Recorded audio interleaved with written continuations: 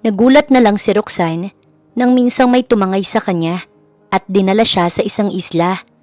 Ang akala niyang kidnap for ransom ay nagkamali siya dahil isang lalaki ang sadya siyang tinangay. Hindi nga lang niya kilala. Sa bawat pagtakas ay ang paghuli nito sa kanya. Ipinagpipilitan din nito ang kasal nila na hindi niya sinang-ayunan. At dahil sila lamang ang naroon sa isla, wala siyang mahingan ng tulong.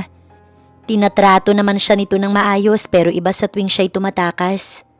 Hanggang sa tuluyan siyang makatakas at sa gubat mapadpad. Muntik na siyang mahulog sa bangin ng sagipin ng lalaki. Nang gabing yun, nag-iba ang tingin ni Axel kay Roxanne. Naging maalaga ito at mas nakita niya ang pagmamahal sa kanya. Isang litrato naman ang nakita ng dalaga. Isang babaeng kahawig niya na may suot na puting bestida. Kasama si Axel na tila isang bagong kasal. Nagalit si Axel nang sabihin iyon ni Roxanne. Ang buong akala niya kasi nagkakaunawaan na sila. Hanggang sa isang bangka ang dumating, sakay ang kanyang tunay na asawa. Doon niya napagtantong tama ang sinabi ng babaeng nakasama niya sa isla. Nalaman nilang si Roxanne pala ang nawawalang kakambal ng asawa ni Axel. Nakangiting kumaway si Roxanne sa mga kasamahan sa trabaho nang makalabas ng pabrika. Ingat ka, bili ng best friend niyang si Leslie bago sumakay ng jeep. Kasunod nito ang isa pang kaibigan na binabae na si Rusty. Bye Rox! Patuloy siya sa pagkaway hanggang sa mawala sa paningin niya ang sasakyan. Siya naman ay naglakad dahil may ilang metro lang ang layo ng pinapasukan sa tinutuluyang apartment. Sa isang convenience store, huminto si Roxanne para mamili ng ilang kailangan niya sa bahay. Sandali siyang napahinto habang hawak ang isang dilata bago napalingon. Nakaramdam siya ng takot nang magtago agad ang lalaki nakasuot pa ng mask. Pansin niyang kanina pa siya tila sinusundan ng estranghero. Sinusundan niya ba ako? Mahina niyang tanong sa sarili. Nagmamadali niyang dinala ang hawak na basket sa counter nang makitang sinilip siya nito. Roxanne! Nagulat pa siya nang batiin ng cashier at may edad na si Virgie. Pilit siyang umiti rito. Bakit parang nagmamadali ka? Out mo na sa trabaho ng ganitong oras, di ba? Sunod na tanong pa nito. Oho. Muli siyang luminga sa likuran at halos mahulog ang hawak niya nang makita na aaligid-aligid na naman ng lalaki. Ayos ka lang ba, Roxanne? Kinakabahan niyang binalikan ng tingin si Virgie. Iyong lalaki ho na yun. Pasimple niyang nilingon ng lalaki sa di kalayuan. Pasimpleng tumanaw doon ang may edad na cashier. Yung lalaki bang nakamask? Oho, lagi ba siyang nandito? Ngayon ko lang siya nakita rito. Bakit ba? Tanong ni Virgie sa tila balisang dalaga. Para ho kasing sinusundan niya ako. Muling tumanaw ito doon. Baka secret admirer mo. Aling Virgie? Mahinahong awat naman niya. Pinapangiti lang kita, Roxanne. Kinabahang bumaling si Roxanne sa lalaki na lumabas ng convenience store. Sumeryoso rin ang yumukong may edad sa kanya. Pero mag-report ka sa pulis kapag sa labas sinusundan ka pa rin ha. Bili nito nang iaabot na sa kanya ang mga binili niya. Salamat ho. Huminga siya ng malalim bago humakbang. Pakaswal siyang lumabas kahit nanginginig ang mga binti. Nilampasan niya ang lalaking pakiramdam niya, sumusunod sa kanya. Malikot ang mga mata niya habang naglalakad. Huminto ang paa niya nang maramdaman ang pagsunod muli ng lalaki. Lakas loob siyang humarap. Anong kailangan mo? Kailangan ka ni boss. Boss? Inalala niya ang amo sa kumpanya. Anong kailangan ni Ma'am Janice? Napaatras ang dalaga nang ito ay lumapit. Sumama na kayo, ma'am. Kumaripas ng takbo si Roxanne pero otomatiko siyang sinundan ng lalaki. Tulong! Tawag pansin niya nang lumiko sa isang eskinita. Binato niya ang hawak na pinamili sa estranghero at nang tamaan ito at mapahinto, doon siya muling tumakbo.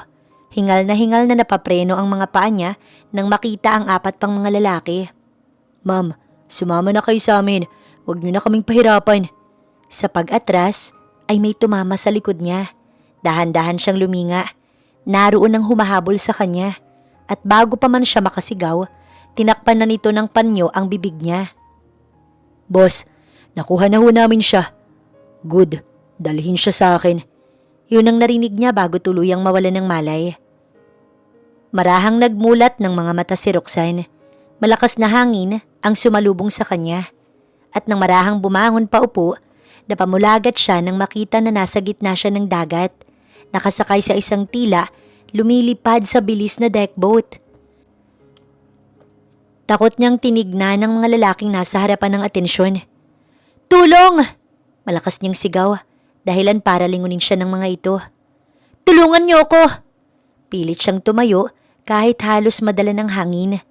Ma'am, mapapagod lang kayo. Walang makakarinig sa inyo rito. Sino ba kayo? Ano bang kailangan niyo sa akin? Halo na ang luha at talsik ng tubig dagat sa mukha niya. Wala kaming kailangan sa inyo, pero yung boss namin meron. Si Ma'am Janice ba? Nagtawanan ng mga lalaki.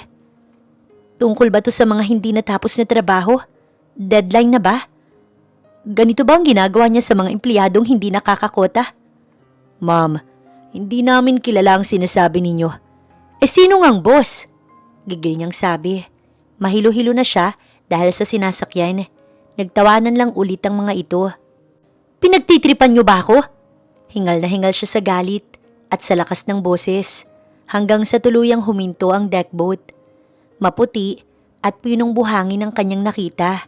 Tahimik ang napakagandang isla at walang katao-tao. Nagbabaan ng mga lalaki. Ang dalawa, hinawakan siya sa magkabilang braso at ibinaba. Bitiwan niyo ako! Ano ba? Nang makawala, tumakbo siya. Dahil nangihina, nadapa siya sa buhanginan. Akmang lalapit kay Roxanne ng mga lalaki nang biglang may magsalita. Let her go.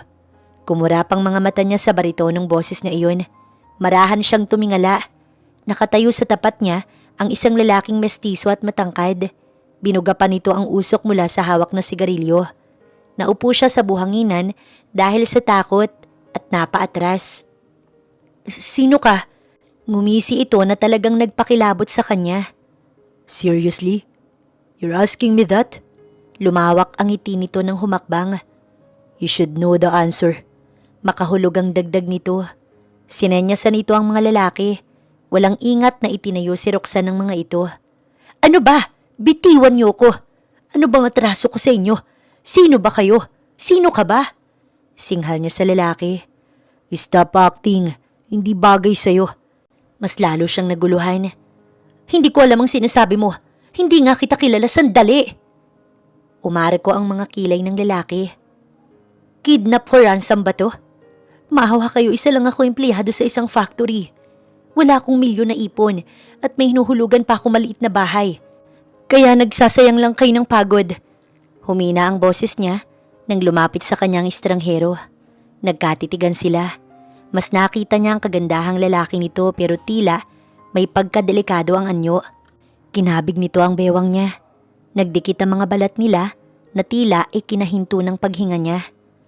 This is not kidnapping. Paano magiging kidnapping ang pagkuha ko sa asawa ko? Asawa?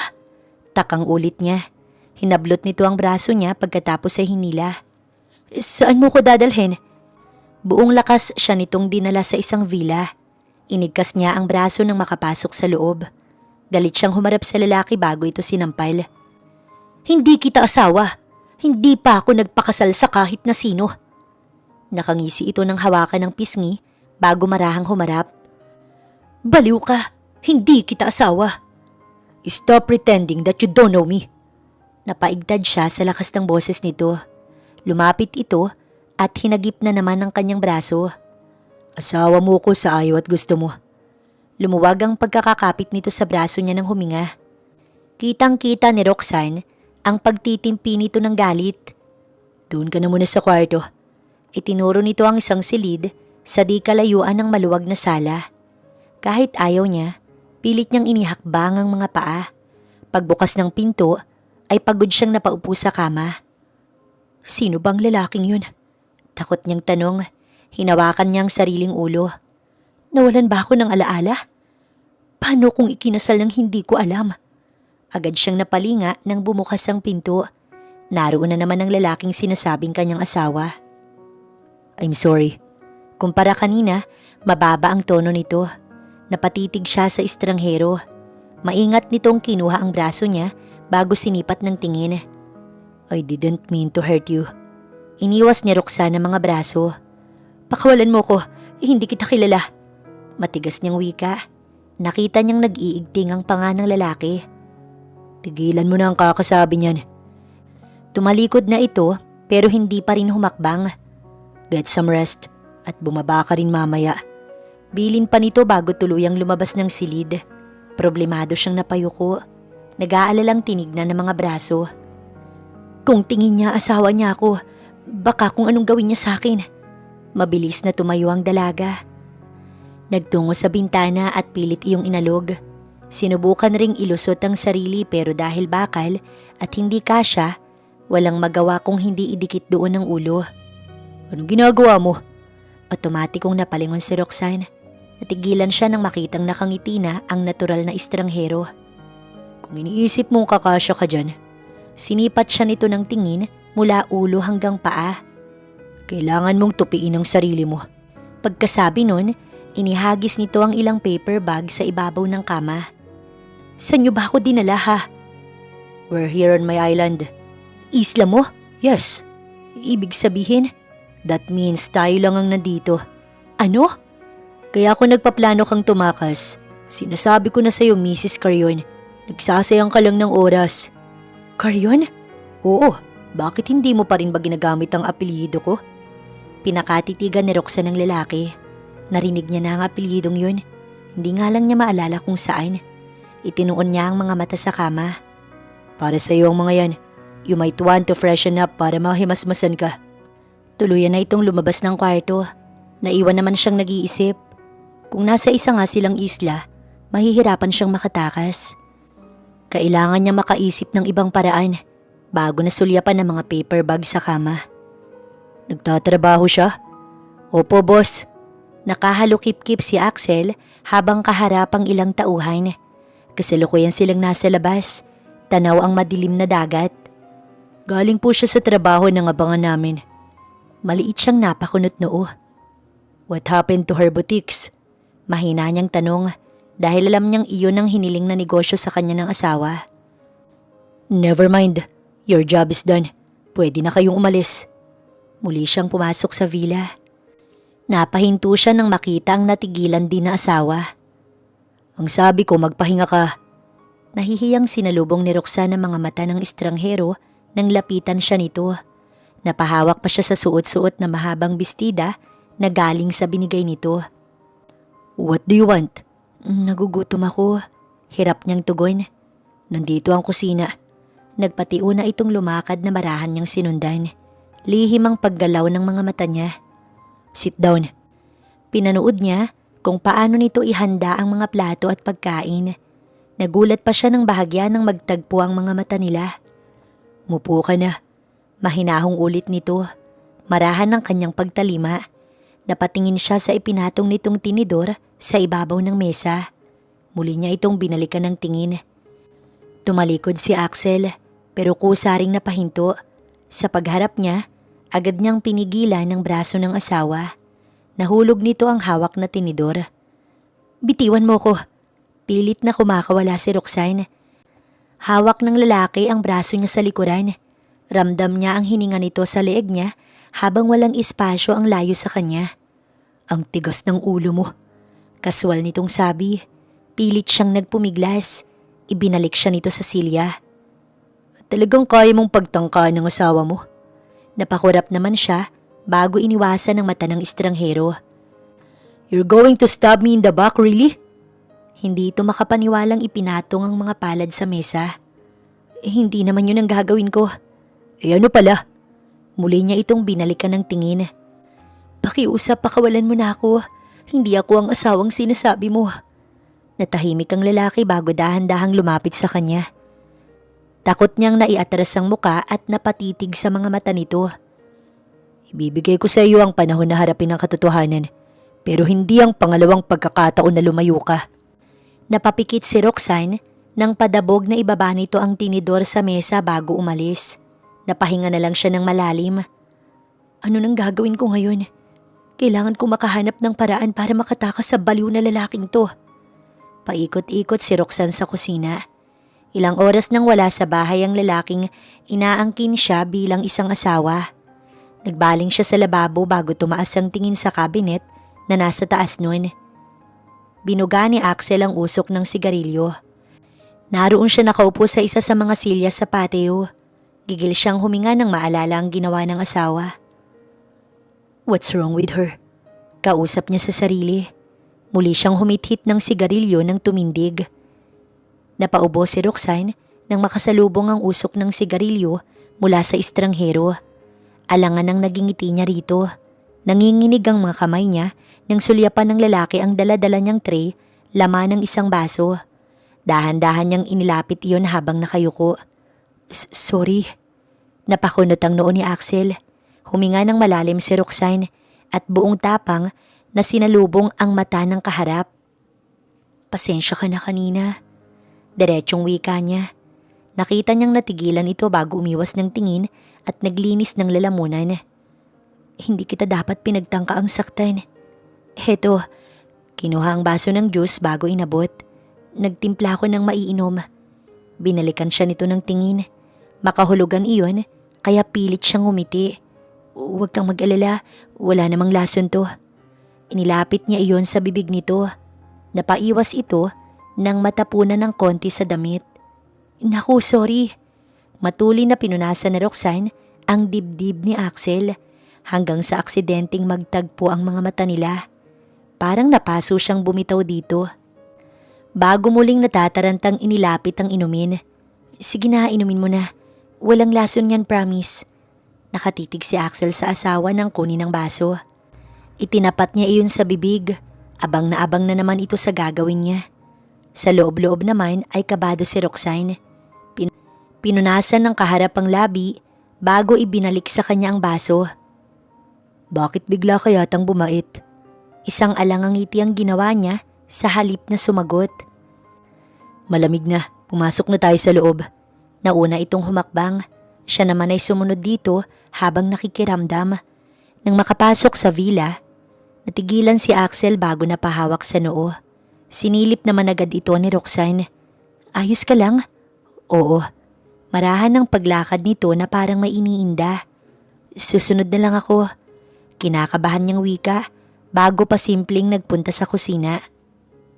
Mula sa bulsa, kinuha niya ang maliit na lalagyan ng puting pampalasa sa pagkain. Itinaktak niya ang halos lahat ng laman nun nang magtimpla ng juice kanina.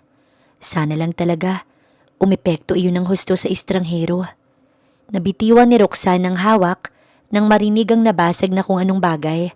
Nagmamadali siyang bumalik sa loob. Mr. Carrion, bulalas niya bago nasapo ang bibig matapos maabutan na itong nakahiga sa sahig at walang malay. Agad niyang narinig ang isip. Ito na ang pagkakataon niya para umalis. Tumalikod na siya pero hindi naman gumagalaw ang mga paa niya. Parang napako iyon sa kinatatayuan niya. Dahan-dahan niyang nilingon ng lalaking wala pa ring malay. Roxanne, kailangan mo nang umalis. Kausap niya sa sarili.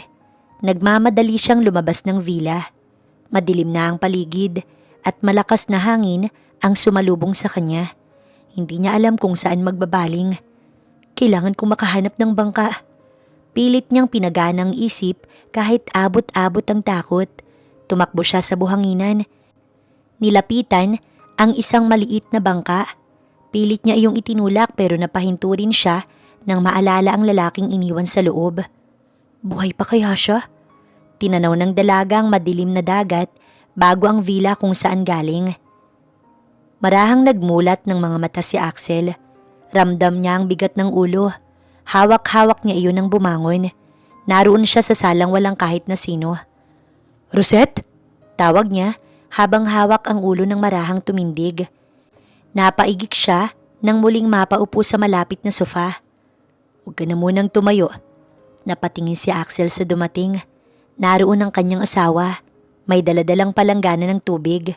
Hindi ka pa maayos. Inokupahan ni Roxanne ang espasyo sa tabi nito. Ipinatong niya ang daladala sa lamesa.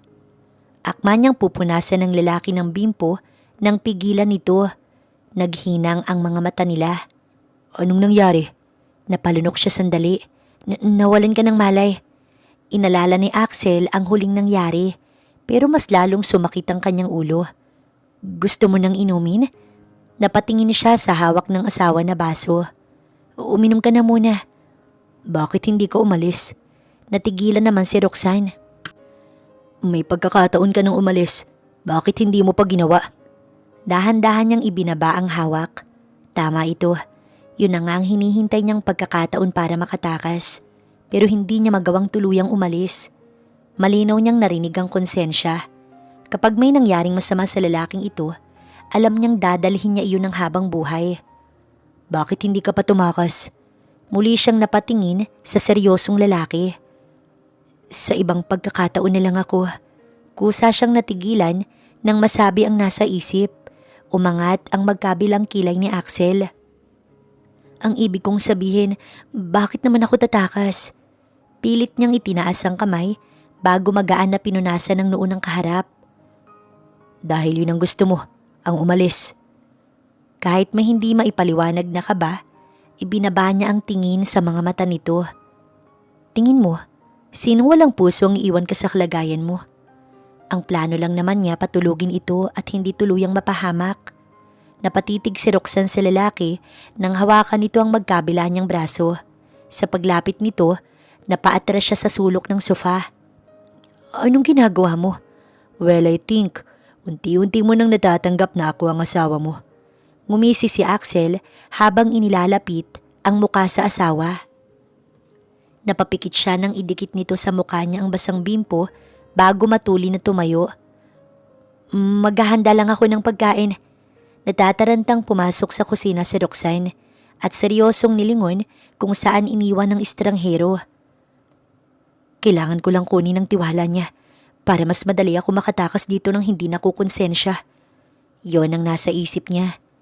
Hawak ni Axel ang bimpo bago napangiti nang umalis ang asawa. Maliligo lang ako. Napaigtad ang asawa niyang nakatalikod nang maabutan niya sa kusina. Ha? Tanong nito nang luminga sa kanya. I'll just take a bath. Hintayin mo ko. Understand? Dahan-dahang tumango si Roxanne habang may alangang ngiti. Ikaw naman, anong gagawin mo? Tatakas? Kaswal at nakangising dugtong nito. Peke siyang tumawa. Kung gusto kong tumakas kanina pa habang nakahandusay ka. Humalukip-kip ang lalaki bago siya pinakatitigan. Tila inaalam kung nagsisinungaling ba siya o nagsasabi ng totoo. Napaatras ang mukha ni Axel nang itaas ng asawa ang kutsilyo. Kapag pasok mo sa CR, magluluto ako ng hapunan natin. Really? Sarkastikong sabi pa nito. Oo naman. Pinilit ni Roxanne ang wag mautal. Ganoon naman ang ginagawa ng isang mabuting asawa, hindi ba? Halos ayaw lumabas ng salitang iyon sa bibig niya. Tumango-tango ang lalaking nasa entrada ng kusina at pinakatitigan siya na parang tatago sa kaluluwa niya. Kaya sige na, maligo ka na para makapagluto na rin ako. Mabilis siyang humarap sa kalan. Wala sa loob na ginalaw ang mga kung ano-ano doon. Lihim na pinakiramdaman ni Roxanne ang lalaki. Napabuga siya ng hangin nang makitang umalis na ito. Otomatiko niya ring binitiwan ng hawak at lumabas ng villa nang tuluyan itong mawala sa paningin niya. Madapa-dapa siya sa buhanginan. Hinawi niya ang bagay na nakaharang sa itinago. Nasaan na yun? Nag-aalalang napatingin siya sa paligid. Dito ko lang iniwan yun eh. Ang alin? Parang tinamaan siya ng kung ano nang marinig ang boses na iyon. Yung bangka bang hinahanap mo? Matigas siyang napalunok nang marinig ang pamilyar na boses. Akala ko ba hindi ka tatakas? Lihim ang paghinga niya. Kinalma ang sarili habang may takot ng ngiti. Bakit hindi ka makasagot? Sunod-sunod na tanong ng estranghero na ngayon lang niya napansin na nakasuot pa ng roba. Nagpahangin lang ako. Nagpahangin? Takot siyang tumango. Hindi ba ang sabi mo magluluto ka? Oo, nagluluto nga ako. Why are you here then? Kasi mabilis na naghanap ang mga mata niya. Hanggang sa mahagip niya ang dahon ng kung ano. Nakangiting hinugot niya iyon. And now what's that? Usisa ni Axel. Ilalagay ko sa niluluto ko. Ano bang klaseng gulay to? Buwisit nitong inagaw ang hawak ni Roxanne nang magdugtong ang mga kilay. Aray! Sambit ng dalaga ng hawakan nito sa braso ni Axel matapos itapon ng hawak na dahon. Ako na lang ang magluluto, baka malason pa tayong dalawa. Ano ba? Bitiwan mo ko. Kaya ko namang maglakad mag-isa eh. Binitiwan lang siya ng lalaki nang makapasok sa kusina. Sa silya siya nito inupo. Make yourself comfortable while I'll show you my cooking skills. Baliw na mayabang. Bulong ni Roxanne. Nilinga siya ng lalaki. Ibig kong sabihin, paano ka bang natutong magluto? Palusot niya. You're acting like you don't know me. Sagot naman ni Axel nang magsimulang magluto. Lumaki ang mga mata ni Roxanne nang kunin ito ang lalagyan ng wala ng laman na pampalasa. Napapikit siya nang makita iyon ng lalaki. Kahit nakatalikod, alam niyang nag-iisip ito. Pero ang ipinagtaka niya, ipinagpatuloy nito ang pagluluto. Kumain ka na. Ipinatong nito ang umuusok na pasta. Tiningala pa niya ang lalaki nang ipaglagay siya nito sa plato. Kinuha ni Roxanne ng kobyertos bago lihim na sinulyapan ng lalaki. Kahit walang gana, kailangan niyang kumain para makapag-isip siya ng paraan na makaalis ngayong gabi. Nakatitig siya sa kawalan na makapasok sa kwarto matapos ang hapunan hanggang sa mapatingala siya. Isang kahon ng naroon na maingat niyang ibinaba at huminto ang kanyang mundo nang makita ang isang litrato. Bakit kamukha ko siya? Nanginginig ang kamay niya habang hawak niya iyon. Naroon ang isang babaeng nakasuot ng pangkasal at kahawig na kahawig niya. Doon niya naalala ang paulit-ulit na sinasabi ng lalaking nasa litrato na siya raw ang asawa nito dahil kamukhang kamukha niya nga ang estranghera. Mabilis niyang itinalikod ang larawan. Rosette and Axel? Basa niya sa mga pangalang naroon. Alerto siyang napatayo at ibinalik sa itaas ang kahon nang marinig ang katok sa pinto. Matulin siyang humiga sa kama at umaktong natutulog. Hey, nakatulog ka na agad? Mariin na pinikit ni Roxanne ang mga mata nang marinig ang malambing na boses ni Axel. Naramdaman niya ang pag-alog ng kama. Tumabi ba siya sa akin? Mahinang tanong niya sa sarili habang nakatakip ng kumot ang bibig. Maliit niyang binuksan ang mga mata at lumaki iyon nang makita ang braso nitong nakayakap sa kanya. Pigil-pigil niya ang sarili na alisin yun. Halos huminto ang tibok ng puso niya nang maramdaman ng walang espasyo nilang katawan. Ang bilis mo namang makatulog, Rosette. Bulong nito. Hindi ako si... Akma siyang haharap nang muling yakapin ni Axel. Let's not fight anymore. I'm tired. Lihim na napahinga si Roxanne. Hindi na siya dapat magpaabot ng umaga kasama ang may asawa ng may asawa. Kung ngayon, tumabi na ito sa kanya sa kama, ano pa sa mga susunod na araw? Kahit nakapikit, gising na gising ang kanyang diwa. Nang bumitaw sa pagkakayakap si Axel at tumihaya, maingat niya itong nilinga. Mahimbing na ang tulog nito, kaya marahan niyang inalis ang kumot at bumangon. Bawat hakbang ni Roxanne, rinig niya ang malakas na tibok ng kanyang puso. Nang makalabas at isarado ang pinto, sinulyapan pa niya si Axel. Hindi ako ang asawa mo. Lakad takbo ang ginawa niya sa gubat nang magsimulang umulan. Dahil wala namang paraan para makatawid siya ng dagat, hahanap siya ng ibang daan. Tulong! Umalingaw-ngaw ang boses niya sa loob ng gubat. Ilang beses pa siyang nadapa sa dumudulas ng lupa. Tulungan niyo ko! Napamulat si Axel. Otomatiko siyang bumaling sa higaan. Rosette? Hingal na hingal si Roxanne. Tanaw niya ang isang liwanag. Umaasa siyang may mahihinga ng tulong o daan iyon palabas ng isla. Tulong! Mahina niyang sambit dahil sa pagod at lamig. Sa paghawi ng matataas na damo, tumambad ang maliwanag na buwan. Bumagsak ang mga balikat niya. Kasabay ng pagsigaw ang pagtulo ng mga luha niya. Dahilan para magliparan ng mga ibon. Sa pagharap ni Roxanne ay isang itim na ibon ang pasugod sa kanya. Takot siyang napaatras hanggang sa masulyapan ang nakabingit niyang mga paa sa bangin. Muli siyang napahiyaw ng tuluyang mahulog. Tulong! Napahinto sa pagtakbo si Axel nang marinig ang sigaw na yun. Rosette! Rosette! Tawag niya habang pilit na hinahanap ang direksyon kung saan galing ang boses na iyon. Umiiyak na sinilip ng takot na si Roxanne ng malalim na babag sa kanya. Kasalukuyan siyang nakahawak sa isang sanga na nakabaon sa lupa na nagsisimula ng lumambot dahil sa patuloy na pag-ulan. Tulong! Ayoko pang mamatay, tulong! Axel! Nakapikit niyang sigaw matapos bitawan ng hawak. Mahuhulog na siya nang may humagip ng kamay niya. Pakurap-kurap ang naiiyak niyang mga mata dahil sa patak ng ulan ng tumingala. Axel? Bulalas niya. I'm here. Hindi kita bibitawan. Sagot nito habang hawak-hawak siya nito. Buong lakas siya nitong hinila. Siya naman, mahigpit na kumapit dito. Nang tuluyang maiangat, napayakap siya kay Axel. Pareho silang may putik. Tinakot mo ko. Bulong nito habang siya yakap-yakap. Dahan-dahan siyang humarap dito. Hinawi nito ang basa niyang buhok at hinawakan siya sa magkabilang pisngi. You scared me to death. I thought I'd lost your Rosette. Ako si Roxanne. Putol niya agad dito. Kumunot ang noo ni Axel. Hindi ako ang babaeng pinakasalan mo. Hindi ako ang asawa mo. Hindi ako si Rosette. What are you talking about? Yung babae sa picture na kasama mo sa kasal, hindi ako. Tama na, halika na, umuwi na tayo. Seryosong putol ni Axel nang tumindig. Axel! Pinigilan niya ito sa braso. Umuwi na tayo. Pagod siyang tumayo. Alalay pa rin siya nito nang maglakad hanggang sa makalabas sila ng gubat. Paika-ika siyang pumasok sa loob ng villa.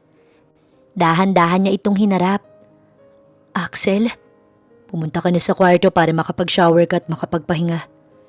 Nasapo ni Axel ang noo nang maiwang mag-isa. Kung noon na hindi siya naniniwala na hindi siya nito kilala, hindi na ngayon, lalo na't may binanggit itong ibang pangalan. Marahang binuksan ni Roxanne ang mga mata. Nilinga niya ang kama. Siya lang mag-isa ang naroon dahil hindi na sumunod sa kanya si Axel. Sigurado siyang pinag-iisipan nito ang sinabi niya. Nabuhayan siya ng loob na baka maniwala ito sa kanya. Hinawakan niya ang dibdib. Pero saan galing ang lungkot na ramdam niya sa puso? Nang marating ang sala, wala ng tao. Nakita niya mula sa bintana ang lalaking nagligtas ng kanyang buhay.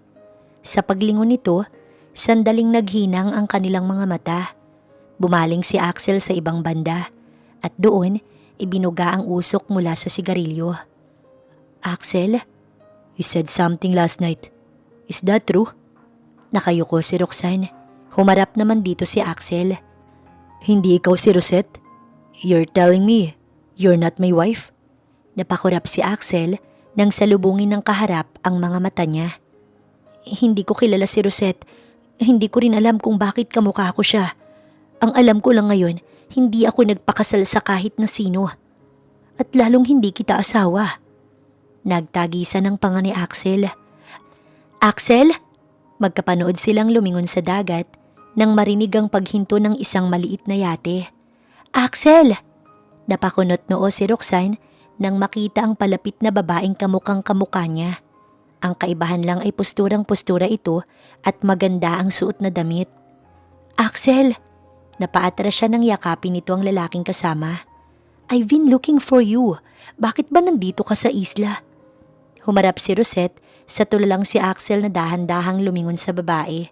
Nagtatakang sinundan iyon ng tingin ni Rosette. And who the hell are you? Dagdag nito. Nakabiti na mga luha ni Roxanne habang tila nananalamin.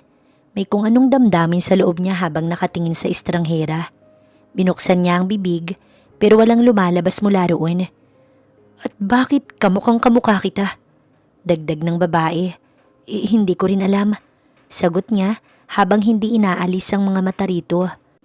Roxanne? Isang may edad na babae ang pumagitna sa kanila. Roxanne, ikaw ba yan?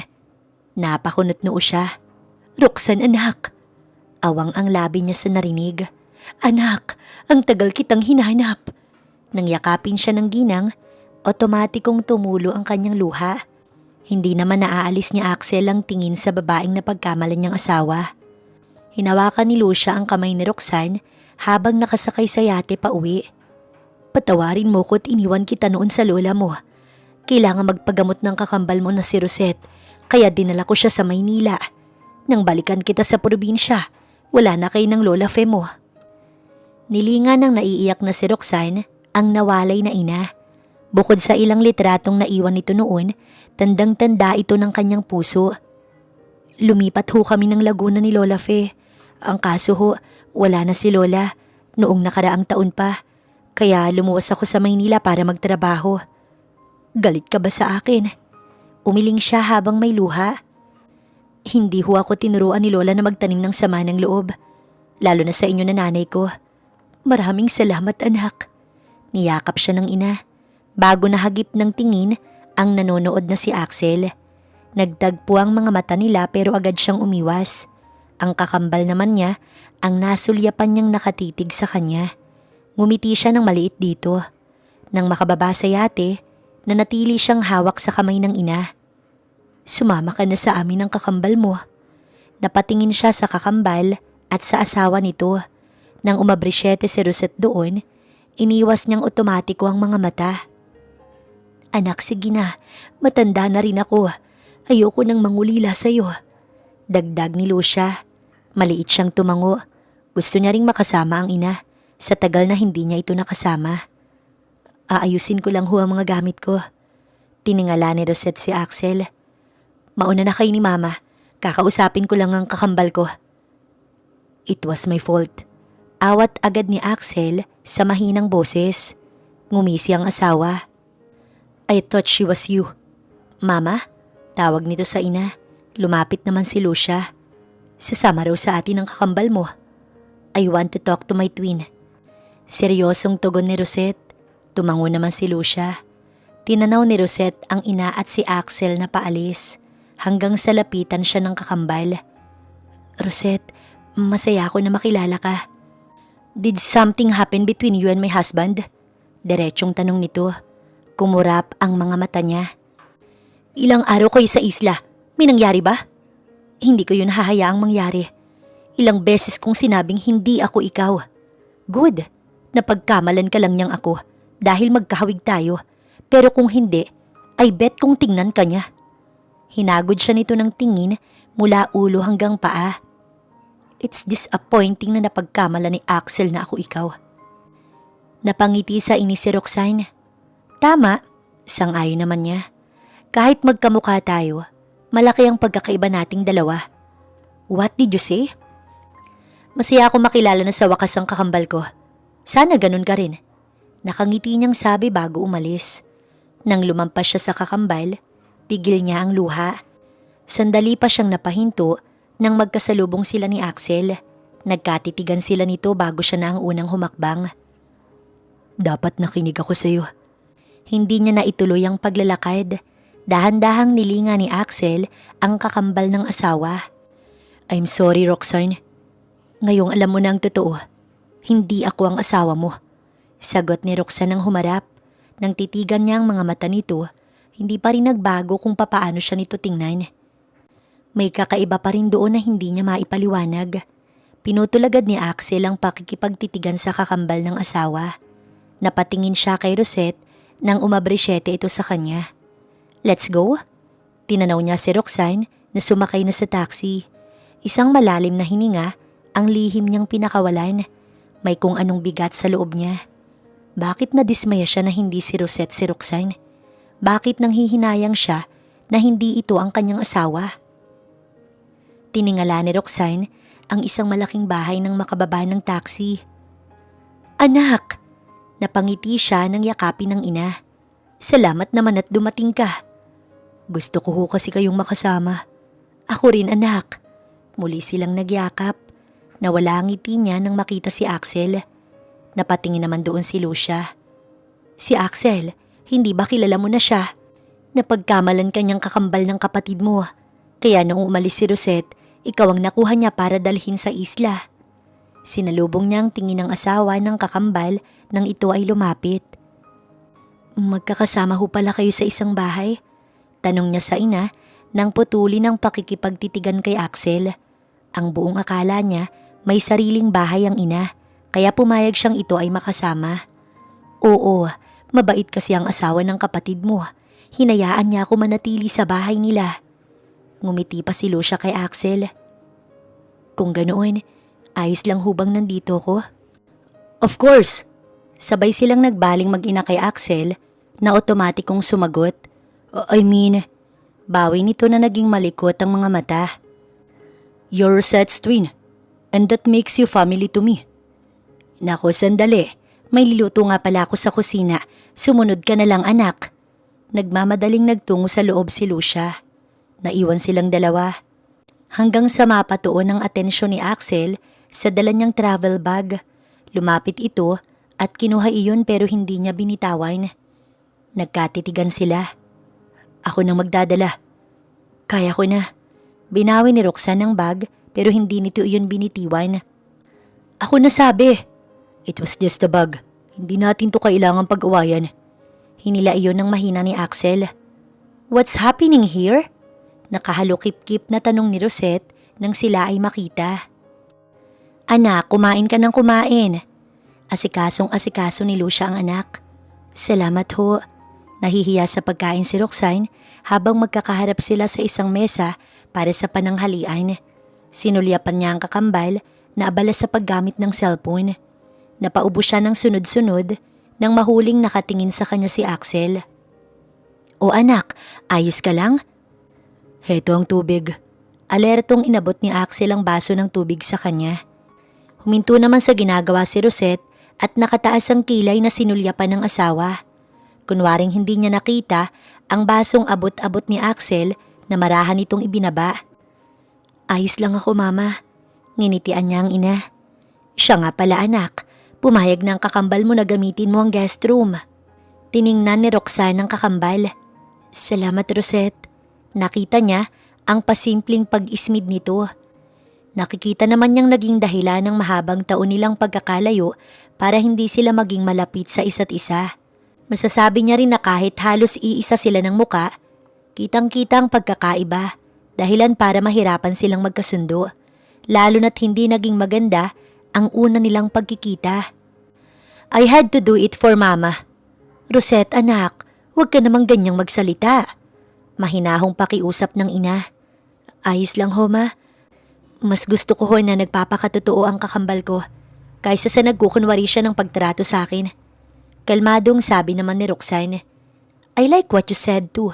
By the way, what do you do for living? May pinagkakaabalahan ka ba? Sunod na tanong ni Rosette nang ibaba ang cellphone.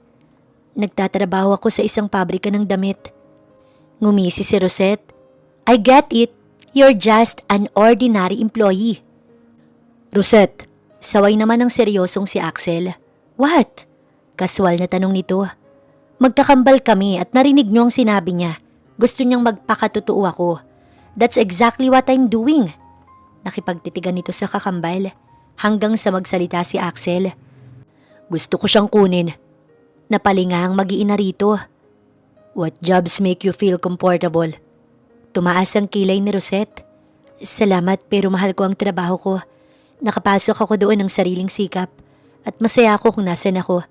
May mga kaibigan na rin ako sa factory. How about boyfriend? Singit ng kakambal. Napahinga naman si Axel. I guess kaya ayaw mo umalis sa trabaho dahil sa workplace romance. Nakangiting nagbaling si Lucia sa anak. Pilit na pinagaan nito ang sitwasyon. Wala naman sigurong problema sa bagay na iyon, Rosette. Katulad mo, maganda ang kakambal mo.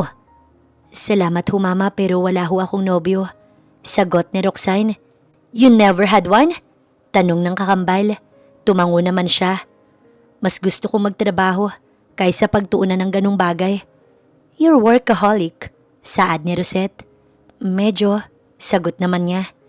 Tapos na ho akong kumain. Dagdag niya ng tumayo. O sige, umakyat na tayo sa itaas. Excuse us. Paalam ng ina na tumindig na rin. Rosette, seryosong tawag ni Axel sa asawa. What? Tanong nito habang nakatitig sa cellphone. Is that how you should talk to your lost twin? At ano bang tama para sa'yo? Ang dalhin siya sa isla? Lumaki ang butas ng ilong ni Axel sa inis. See? Ginawa ko yun dahil umalis ka na lang ng basta. You've gone for weeks, Rosette. Here we go again, Axel. Magsisermon ka na naman ng walang katapusan. I'm done with this, bye. Rosette! Naiwang nagtatagisa ng panga ni Axel. Roxanne, pagpasensyahan mo na ang kapatid mo. Nginitian ni Roxanne ang ina, nakaharap niya sa kama at nagtutupi ng damit niya. Naiintindihan ko ho, Mama. Mahabang panahon kaming nagkawalay. Hindi ho namin mababawi yun ng isang araw. Salamat, anak. Sandaling huminto sa ginagawa ang ina. Sana maging ayos ka rito para makabawi ako sa'yo. Pero dahil nandito tayo sa bahay ng kakambal mo at asawa niya, kung sakaling marinig mo silang nagtatalo, wag mo na lamang silang pansinin. Natigilan naman siya. Madalas kasing mag-away ang mag-asawa. Wala namang problema sa brother-in-law mo. Diyan lang sa kakambal mo. Ewan ko ba naman dyan kay Rosette kung bakit laging wala. Pinagpatuloy nito ang pagtutupi ng damit. Ma, naiwan ko ho yata sa ibaba ang ibang gamit ko. Sandali lang ho. Lumabas siya ng kwarto at bumaba ng hagdanan. Napahinto siya nang makita si Axel. Dala-dala ang bag niya. I was about to give it to you. Salamat. Kinuha niya yon pero hindi nito binitiwan. Kaya tiningnan niya ang asawa ng kakambal. I'm sorry for what Rosette said. Ayos lang. Kakambal ko naman siya eh. Naiintindihan ko naman ang ugali niya. Komportable ka naman sa kwarto mo? Kaswal na tanong nito. Oo, salamat sa pagpayag na dito muna ako. Kapag okay na kay Mama, aalis na ako. You don't have to. Naghinang ang mga mata nila. You're welcome to stay here at my place. Salamat, akit na ako ha. Nakapamulsang sinundan ng tingin ni Axel ang kakambal ng asawa. Hindi niya mailarawan ng nasa puso. Hindi rin mawala sa isipan niya ang lahat ng nangyari sa isla. Noong sandaling inalagaan siya nito at hindi tumakas kahit may pagkakataon na. Isinarado niya ang mata nang maalala ang mahigpit na yakap nito sa kanya noong magawa niyang iligtas sa tiyak na kapahamakan. Natauhan lang si Axel nang tumunog ang kanyang cellphone. Hello? Boss, sinusundan na po namin si Ma'am Rosette. Keep your eyes on her. Alamin ninyo kung saan siya nagpupunta. Opo, boss. Ibinaba niya ang cellphone bago humugot ng hininga. Gusto niyang makasigurado kung anong dahilan kung bakit laging umaalis ang kanyang asawa. Axel! Tumingala siya. Naroon ang mag-ina. Magkaangkala ng braso at pababa ng hagdanan. Mama? Magpupunta lang kami ni Roxanne sa mall. Magbabanding. Nakangiting pagbibigay alam ni Lucia. Ihahatid ko na ho kayo. Hindi na. Tutulagad ni Roxanne. Hindi niya sinalubong ang mata ni Axel. Nanatili siyang nakatitig sa ina. Magtataksi na lang kami ni Mama. Alanganing tinignan nito ang manugang. Oo nga, nakakahiya naman sa iyo Axel. I insist. Doon nilinga ni Roxanne ang asawa ng kambal. Ngumiti ito sa kanilang mag-ina. Anong silbi ng marami kong kotse kung hindi ko maihahatid ang mother-in-law at sister-in-law ko? Huminto ang mata nito sa kanya habang nakangiti. O sige na, tawagan mo na rin ang asawa mo para makasama natin. Pagpayag ng ginang. Oho, Mama. Pilit ang ngiti ni Roxanne nang lumabas ng bahay. Doon niya nakita ang nakahilerang mga sasakyan. Pinagbuksan pa sila ni Axel ng pinto ng kotse. Salamat anak. Wika ni Lucia dito habang kasunod naman siya. Let's head to my mall. Anito nang magmaneho. Pasimpleng bumulong siya sa ina. Naroon sila magkatabi sa backseat. May mall ho ba sila? Oo anak, hindi ko pa pala nakukwento sa iyo kung sino ang napangasawa ng kapatid mo. Nanatiling bahagyang nakataas ang magkabila niyang kilay. Si Axel Carrion ay nag-iisang anak ni na Robert at Divine Carrion. Nagmamay-ari ang pamilya nila ng mga mall at iba't ibang kumpanya. Talaga ho palang mayaman sila. Yun na lamang ang kanyang nasabi bago lihim na nasulyapan ng nagmamanehong asawa ng kanyang kakambal. Nakontak mo na ba si Rosette? Umiling si Axel nang bumalik sa mesa ng isang restaurant. Sayang naman, para sana makabanding niya rin ang kakambal niya. Nakapatay ang cellphone niya. Hindi ko po siya matawagan. I'm sorry ma. Mauna na rin ho ako. Bakit hindi ka muna sumabay kumain sa amin ni Roxanne? Tutal, nandito ka na rin. Agad na nagkatinginan ng dalawa. Mupo ka na. Diyan muna kayo at mag-restroom lang ako. Tumayo na si Lucia, kaya naiwan silang dalawa sa mesa. Pasimpleng hinila ni Axel ang silya bago naupo. Nakakailang ang katahimikan sa kanilang pagitan. Rox? Napatingin si Roxanne sa napadaan ng mga kaibigan na sina Leslie at Rusty. Kaya pala nag-leave ka. May kasama kang pogi rito. Nakangiting sabi ni Rusty. Makahulugan ng titig ng mga ito kay Axel. Natataranta siyang tumayo. Hindi. Boyfriend mo? Putol agad ni Leslie. Mabilis siyang lumapit sa mga kaibigan. Hindi, ano ba kayo? Bakit kayo magkasama? Patuloy ni Leslie na sinisilip pa ang nakaupong si Axel. Pilit naman siyang humarang. Asawa siya ng kakambal ko. Kakambal? Lumaki ang mga mata ng mga kaibigan bago nagkatinginan. Halika kayo rito. Iginiya niya ang mga ito at lumayo. Sayang, akala ko jowa mo. Sambit ni Rusty. At saka, may kakambal ka pala? Tanong pa ni Leslie. Hay naku, mahabang kwento. Sagot naman niya. Oo sige, tsaka mo na lang kami tsikahan. Bumalik ka na sa loob. Naaabala ka na namin. Sabi ni Rusty. Nasundan na lang ng tingin ni Roxanne ang mga umalis na kaibigan. Anak, nakangiti siyang bumalik sa mesa kung nasaan mag-isa ang kanyang ina. Kumain na tayo. Umalis na si Axel. May pupuntahan daw. Buti naman ho. Ha? Ang ibig ko hong sabihin, buti naman makakakain na po tayo. Where have you been? Naroon si Axel sa sala. Sadyang hinihintay ang asawa ng magdilim. Sa butik. Sagot nito habang naglalakad. I can tell you, you're not from any of your boutiques. Napahinto naman ang asawa. Saan ka talaga galing? Humarap si Rosette kay Axel. Pinaghihinalaan mo ba ako? Should I? Nagkatinginan silang mag-asawa. Saan ka ba nagpupunta, Rosette? I'm just really busy.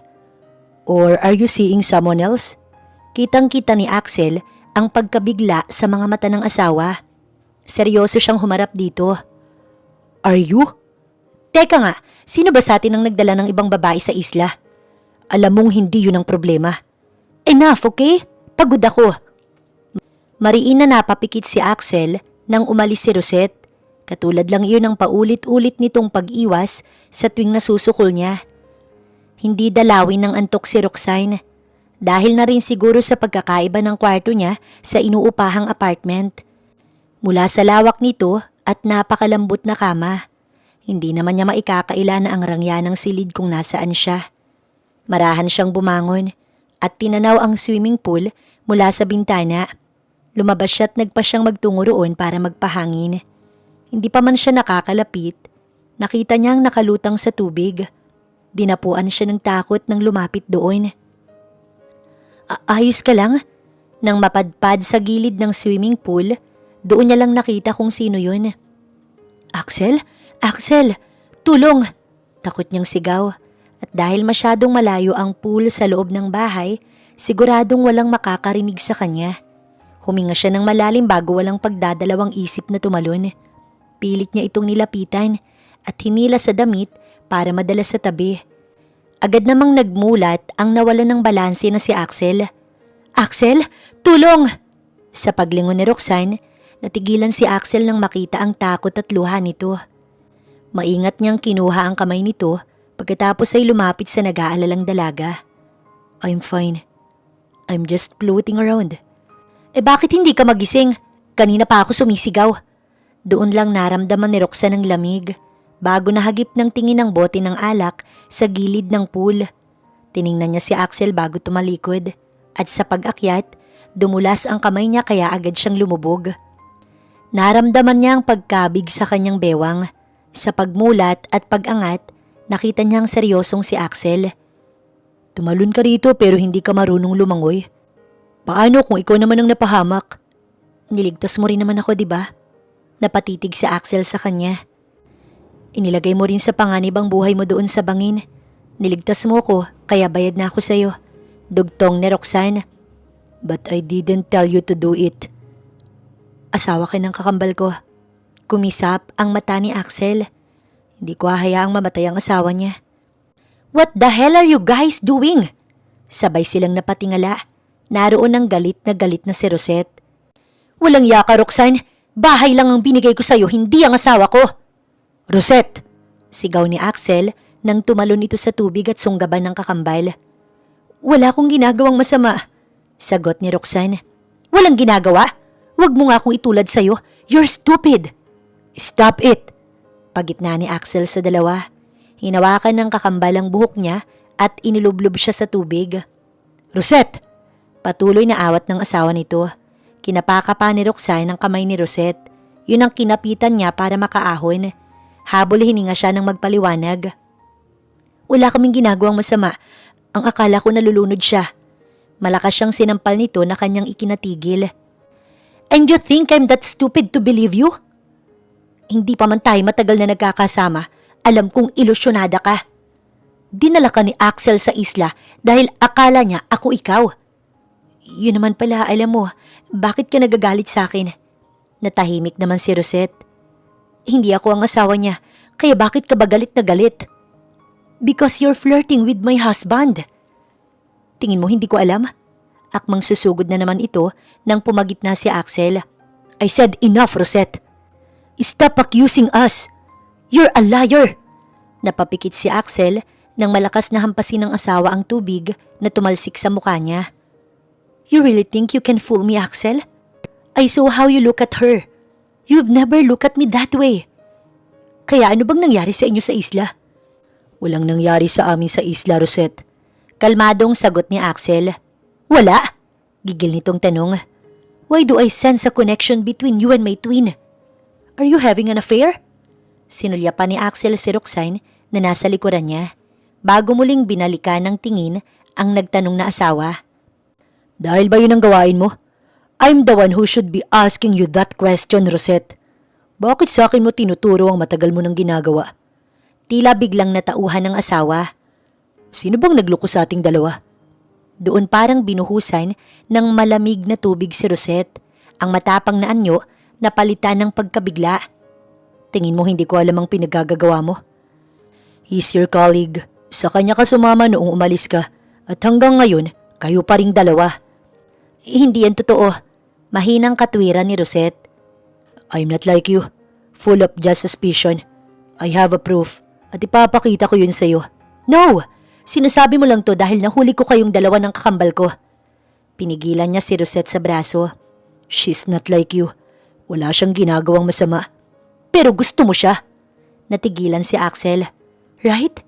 Sarkastikong dagdag ng asawa. Asawa kita kaya kilala kita. At ibang tingin mo sa kakambal ko. Anong nangyayari dito? Sabay-sabay nilang tiningala ang dumating na si Lucia. Bakit kayo nag-aaway-away?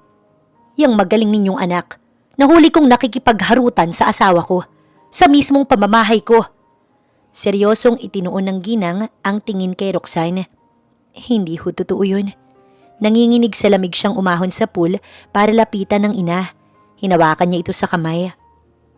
Mahal, lumabas ako para magpahangin. Ang akala ko, nalulunod ang asawa niya. Buong detalye ang paliwanag niya.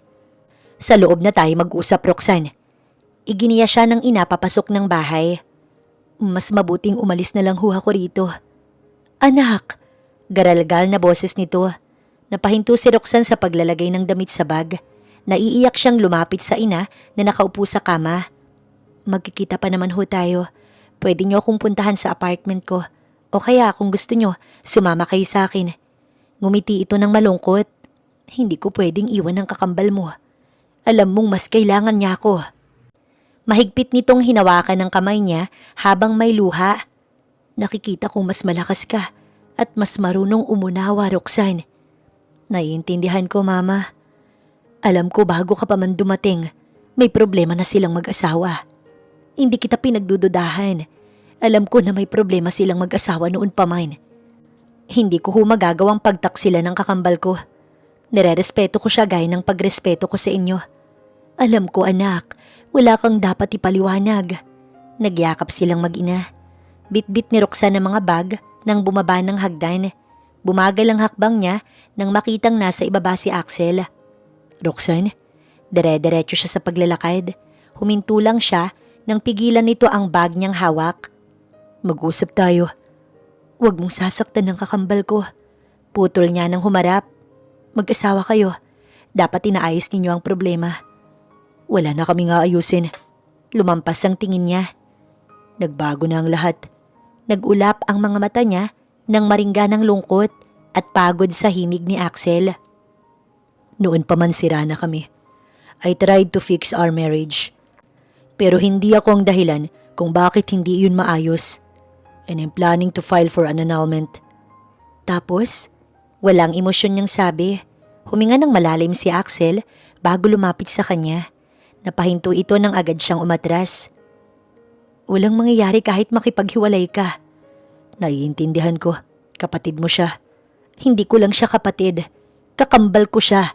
Magkadikit ang pusod namin. Hindi man kami nagkasama, mas importante siya sa lahat ng makilala ko. Maghihintay ako. Desididong sambit ni Axel.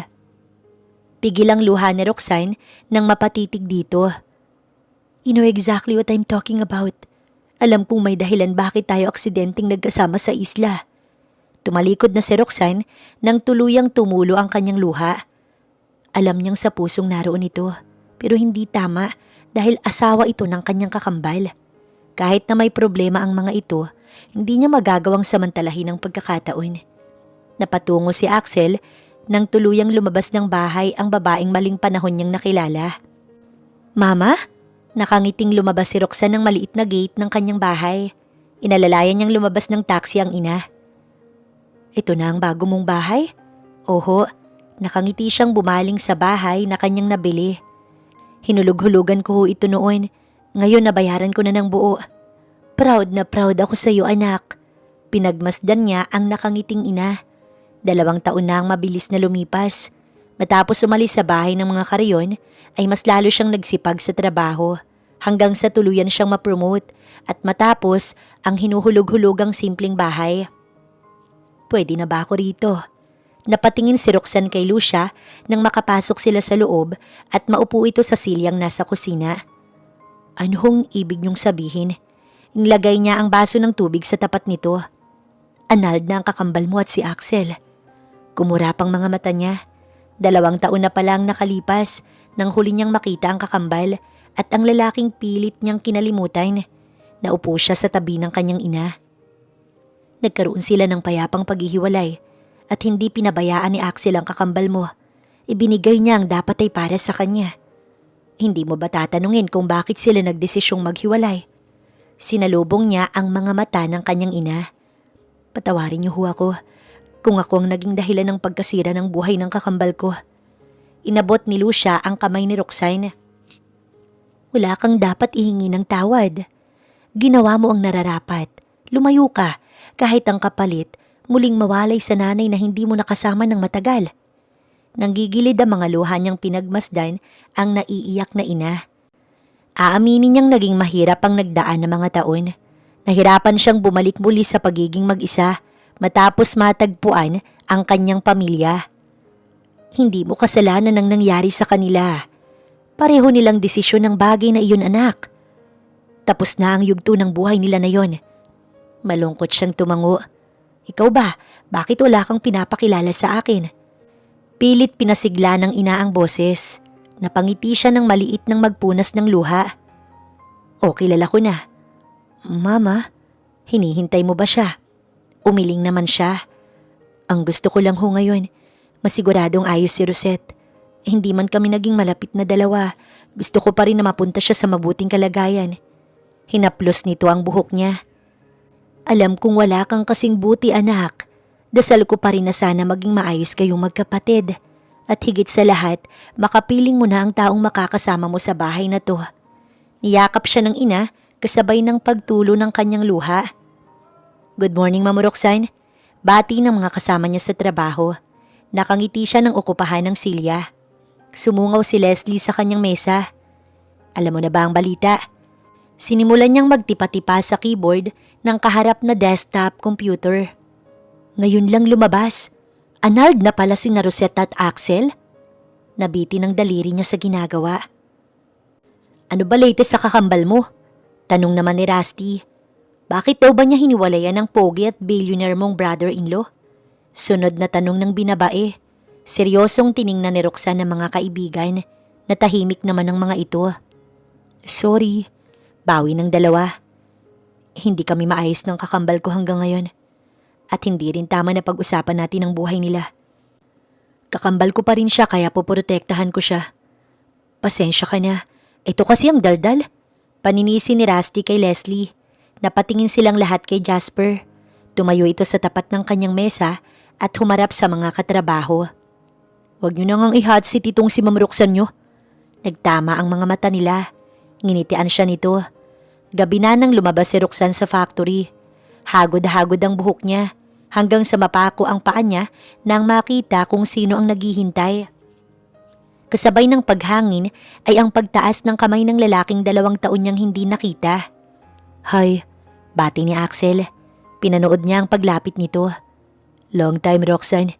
Napatitig siya sa mata ng kaharap at wala pa ring nagbago.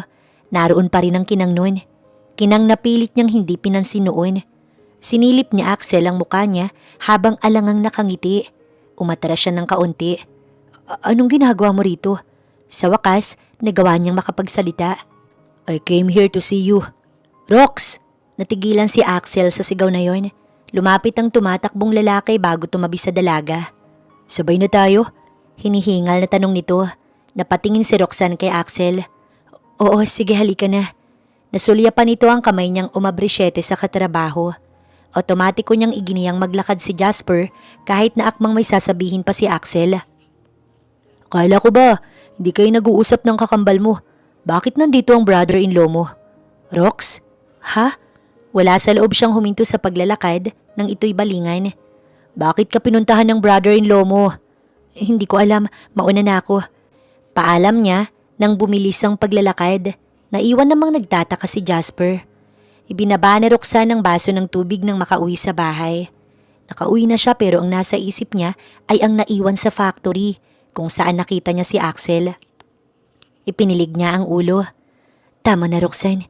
Suway niya sa sarili nang maglakad sa sala. Nang tumapat sa bintana, nakita niya sa labas ng gate si Axel. Mabilis siyang yumuko para magtago pagkatapos ay napapikit din. Kailangan niyang harapin ito sa ayaw man o gusto niya. Roxanne, lumapit si Axel nang bumukas ang gate. Anong kailangan mo? You know why I'm here. Umiwas ng tingin si Roxanne. Nagtungo naman sa harapan niya si Axel. Tumigil ka na. Gusto mo ba talagang tumigil ako? I didn't pursue you before dahil alam kong mali. At tingin mo ngayon, magiging tama na to? Tanong niya. Ang kasal niyo lang ang nagtapos, hindi ang pagiging magkapatid namin. Natahimik si Axel. Ayoko maging makasarili. At ano na lang ang sasabihin ng ibang tao? Palaging may sasabihin ng mga tao, Roxanne. And I don't care what they will say. All I know is no one can stop me from loving you. 2 taon man ang nakalipas, hindi yun nagbago. If you want me to stop, kailangan mong sabihin sa akin ang sagot, Roxanne. Pumatak ang luha niya. Binalikan niya ng tingin si Axel nang abutin nito ang kanyang palad.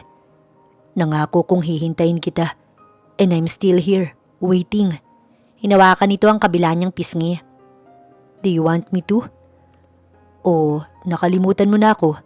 Puno ng pagtatanong ang anyo ni Axel at parang maliliit na karayom na tumusok iyon sa kanyang dibdib. Dahil ang totoo, ilang taon man nang lumipas, hindi niya ito nagawang kalimutan. Itinago niya ito sa kanyang puso. Napayuko siya. Marahan namang naibaba ni Axel ang kamay. Kung sasabihin kong hindi kita nagawang kalimutan, parang pinanindigan ko na rin na tama ang iniisip ni Rosette. Hinawakan ng kaharap ang magkabila niyang pisngi at marahang itinaas bago siya masuyong pinakatitigan. Pero gusto kita, Roxanne. Pero hindi tama. Siya na ang mismong nag-alis ng mga kamay nito sa kanya. Umuwi ka na. Kahit na mabigat ang loob at mga paa, tumalikod siya rito. Hindi mo sinagot ang tanong ko. Napahinto siya bago marahang pumihit paharap. Hindi na importante yon dahil hindi magbabago na dati kang asawa ng aking kakambal. O anak, mukhang tinanghali ka na. Matamlay na umupo si Roxanne sa silya. Masama ba ang pakiramdam mo? Kamusta na ho si Rosette? Madalang kaming magkita dahil abala siya sa mga butik niya. Anak, inokupahan nito ang silyang kaharap niya. Nakita ko si Axel kagabi rito. Ma, akma siyang magpapaliwanag. Okay lang. Agap nito nang hawakan nito ang kamay niya. Wala kayong ginagawang masama. Ma, hindi ko ho alam ang gagawin ko. Kung iisang nararamdaman niyo, bakit hindi mo subukan? Napatitig siya sa ina. Mama, naging asawa siya ng kakambal ko. Tama ka, naging asawa. Ibig sabihin dating asawa. Ulit ng ina bagong ngumiti. Kilala ko si Axel. Mabuti siyang tao. At ganoon ka rin. Kung sa isa't isa ninyo natagpuan ng kasiyahan, sino kami para husgahan kayo? Pinunasan nito ang tumulo niyang luha. Lahat tayo nahuhulog ang loob. Nagmamahal. Maaaring hindi naging tama ang panahon para sa inyo. Pero dumating na ang tamang sandali at nasa sa iyo ang magiging desisyon, Roxanne. Naiiyak siyang tumango. Yan ba yung kabit daw ni Mr. Carrion? Kakambal pa raw yan ng tunay na asawa. Baka may affair na sila noon pa. Huminto sa paglalakad si Roxanne at napatingin sa paligid. Hindi pa man siya nakakapasok sa factory, rinig na niya ang bulungan ng mga kasama sa opisina.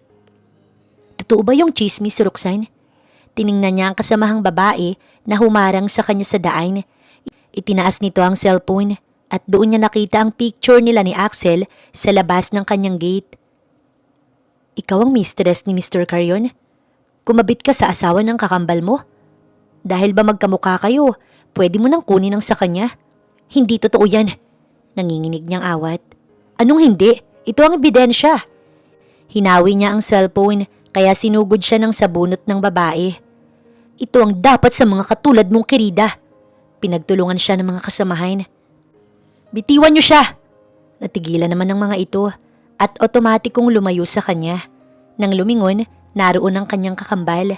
Nakakamatay na titig ang ibinato nito sa mga kasamahan niya. What have you done to her? Tanong ni Rosette sa mga ito. Siya ang kabit ng asawa mo, di ba? Tinuruan lang namin siya ng leksyon. Correction, she's not a mistress. Pagtatanggol nito sa kanya, sinipat pa ng tingin ng kakambal mula ulo hanggang paa ang mga ito. Kayo, malinis ba kayo? Wala ba kayong kasalanan? Nilinga siya ni Rosette. Ikaw naman, bakit ka nagpapaapi? Nakailang sabunot sila. Sabihin mo at gaganti ako. Gigil nitong sabi. Pinigilan niya ang itinaas na kamay ng kakambal. Hayaan mo na sila. Huling beses nyo na tong gagawin sa kakambal ko. Sa susunod, ako na ang uubos ng buhok nyo. Nag-uunahang tumakbo paalis sa mga natakot na kasamahan. Siya naman, niyakap ang kakambal. Rosette, naiiyak niyang sabi habang yakap ito ng mahigpit. Natagpuan ni Roxanne ang sarili sa isa sa mga butik ng kapatid matapos ang nangyari sa factory. Tiningala niya ito nang lagyan siya ng baso ng tubig sa mesa. Salamat. Umupo ito sa silya habang nakahalukip-kip. Ganyan ka ba talaga? Hindi marunong lumaban? Patawarin mo ko. For what? Hindi ko rin alam. Pakiramdam ko may kasalanan din ako sa'yo. Dahil gusto mo rin siya? Kumurapang mga mata niya. Pero wag kang mag-alala, Rosette. Wala akong plano na palitan ka sa buhay ng asawa mo. Dating asawa. At bakit mo naman gagawin yun? Dahil higit pa tayo sa magkapatid at mahal kita. Naging malambot ang mukha ni Rosette. Si Mama at ikaw na lang ang pamilya ko.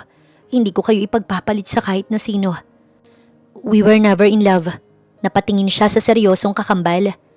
Ilang buwan lang ang naging relasyon namin bago kami ikasal. I never loved him. At alam kong ganun din siya. Nasilaw ako sa yaman niya at ako ang may kasalanan. I was unfair to my ex-husband. Totoo lahat ng sinabi niya tungkol sa akin. Nung araw na nagkamali siya sa pagkuha sa'yo, kasama ko ang totoo kong gusto. Huminga ng malalim si Rosette. But after all I did to him, he remains a good man. And for that, I don't deserve him. Gustong gusto ka niya, Roxanne. At alam ko kung bakit, dahil sobrang magkaiba tayo. If he lets me be happy and free, Axel deserves it too. Maraming luha ang tumulo kay Roxanne. Kitang-kita niyang nanggigilid na mga luhari ni Rosette. At kung ikaw, ibibigay ang lahat para sa akin, ganun din ang gagawin ko para sa iyo, Roxanne. Tuluyang tumulo ang luha ng kakambal. Inabot nito ang mga kamay niya. At hindi mo kailangang pakinggan ang sasabihin ng mga tao. Alam ng Diyos noong una pa lang na hindi namin mahal ang isa't isa. And now sa mata ng batas wala nang nagtatali sa amin. Kaya ngayon piliin mo ang sarili mo. Dahil mas magiging masaya ako sa bagong buhay ko kung magiging masaya rin at hindi na mag-iisa ang kakambal ko. Napahinto sa paglalakad si Roxanne. Ilang araw matapos niyang makausap ang kakambal, gumaan ang loob niya. Pero hindi tuluyan ang puso. May ibinubulong yun at may kulang na hindi niya alam kung mapupunan. Dahil isa lang ang hinahanap nun. Saan ba niya hanapin ang lalaking handa niyang sagutin ang tanong? Napakunot noo siya nang makarinig ng kaluskos. Dahan-dahan siyang lumingon. Lumaki ang mata niya nang makita ang isang lalaki. Nakasuot ng sombrero at may takip ang muka. Bago pa man siya makasigaw, nitakpan na nito ng panyo ang bibig niya. Tuluyang nagdilim ang paningin niya. Sa pagmulat ng mga mata ni Roxanne, naroon siya sa isang kwarto na pamilyar sa kanya. Labas pumasok ang banayad na hangin sa mga salamin na dingding. Tinatangay nito ang mahaba at puting mga kortina. Rinig niya rin ang mahinang hampas ng alon. Kinukumpirmang nasa isla nga siya. Mabilis siyang bumaba ng hagdan at lumabas ng villa. Sinalimpad agad ng hangin ang buhok niya. May luha siyang napangiti nang matanaw ang isang lalaking nakatalikod at nakatanaw sa dagat. Axel! Patakbo siyang lumapit dito. Marahan naman itong humarap. Nagdugtong ang kanilang mga tingin. Sorry, I need to do this again. Seryosong paghingi nito ng tawad. I can't imagine living without you for more years, Roxanne. So I did this. Ako mismo ang kumuha sa'yo. Ngumiti naman siya, dahilan para mapakunot noo si Axel. Inukupahan niya ang isang hakbang na layo rito. Hindi mo na yun kailangan gawin. Dahil ngayon, walang tutol sa puso ko na sasama sa'yo. Nanatili itong pinagmamasdan siya. Ngayon, pwede ko nang sabihin na gusto rin kita, Axel. Inabot niya ang kamay nito. Salamat sa paghihintay. Marahang kinabig ng mga braso ni Axel ang bewang niya palapit. Puno ng pagmamahal siyang pinakatitigan. Mahal kita, Roxanne. Ngumiti siya ng may luha. Mahal din kita, Axel. Saksi ang papalubog na araw nang magtagpo ang kanilang labi. Magkahalong sabik at pangungulila ang halik na yun. Siguro nga, hindi umayon ang panahon sa kanila noon, pero hindi sila binigo ng tadhana. Sa pahintulot nito, nagtagpo silang muli. Pagkatapos ng espesyal na araw na yun, ilang taon silang naging magkasintahan bago tuluyang nagpakasal. Lubos ang kasiyahan sa puso ng kanilang ina nang maging maid of honor niya ang kakambal nang ikasal siya sa simbahan. Si Rosette at ang nobyo nito nakatakdang ikasal sa susunod na taon. Pero habang hindi pa dumarating yun, nagdiretso sa ibang bansa ang magkasintahan para doon muna manatili. Habang silang mag-asawa, itutuloy ang kanilang buhay sa isla, sa lugar kung saan minsan gusto niyang takasan. Ngunit hindi na ngayon. Sa paraisong ito, makakapiling niyang lalaking pinakamamahal at ikukulong siya sa puso. Maikli man ang panahon na pagkakakilala nila ni Axel, pinatunayan nilang tunay iyon at karapat dapat ipaglaban. At sa nangyari sa kanila ng kanyang kakambal, alam ni Roxanne na ang kapatid ay hindi isang kaaway, kung hindi isang kaibigan at karamay sa lahat ng bagay.